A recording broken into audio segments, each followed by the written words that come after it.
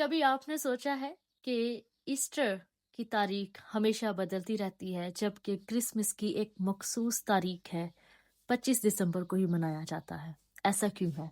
यहूदी कैलेंडर को मद्देनजर रखते हुए इसकी तारीख फिक्स की गई और इसका मुकम्मल फैसला निकाया कौंसल में किया गया।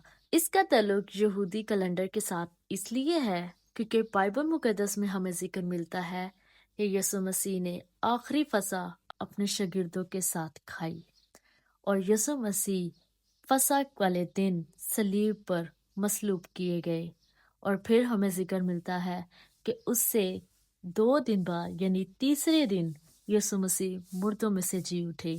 इसलिए ईस्टर की जो तारीख है वो यहूदी कैलेंडर जो कि निसान का महीना है उसकी 14वीं तारीख को वो ईद फसह मनाते थे जो कि पूरे चांद की रात होती थी।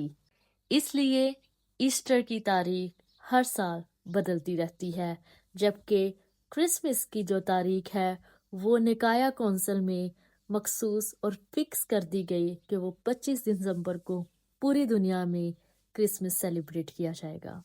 God bless you and happy resurrection day.